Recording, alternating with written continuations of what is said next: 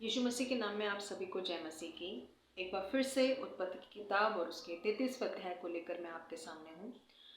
उत्पत्ति की किताब और उसका 33वां अध्याय इस बात को बताता है कि जब एसाव और याकूब आपस में मिलते हैं इतने सालों के गैप के बाद में, तो क्या हुआ।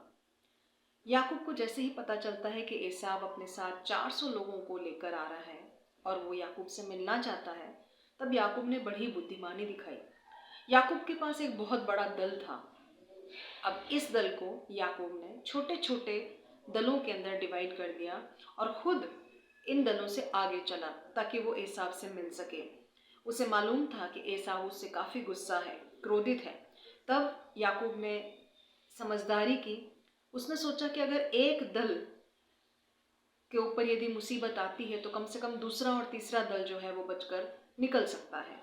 इस कारण याकूब खुद आगे चला और जैसे ही उसने सामने से एसाव को आते हुए देखा तब उसने झुककर एसाव को 7 बार दंडवत किया।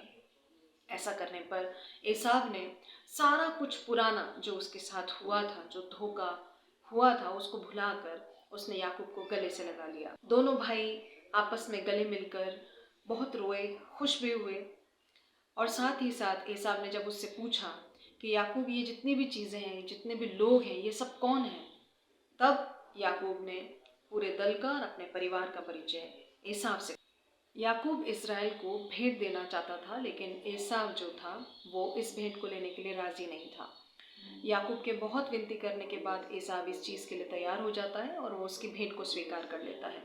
लेकिन एसाव सब कुछ भुलाकर याकूब को अपने साथ ले जाना चाहता था। याकूब ने कहा कि मेरे भाई, मेरे प्रभु, मेरे साथ में दूध देने वाले जानवर हैं और छोटे बच्चे हैं जो इतना लंबा सफ़र तय करके आने के कारण काफ़ी थक चुके हैं, इसलिए आप आगे चलें और मैं धीरे धीरे पीछे आऊँगा। एसाव ने इस बात को स्वीकार किया और उसके बाद याकूब अपने दल को साथ में लेकर धीरे धीरे चलता है। वो कनान की शकेम नगर तक आता है और उस शकेम नगर को उसने 100 चांदी के सिक्के देकर खरीद लिया ताकि वो वहाँ पर अपने डेरे खड़े कर सके और रह सके। साथ ही साथ उसने वहाँ पर एक यहोवा के लिए वेदी भी बनाई जिसका नाम उसने एल एलोही इज़राइल रखा, जिसका मतलब होता है ईश्वर, इज़राइल का परमेश्वर।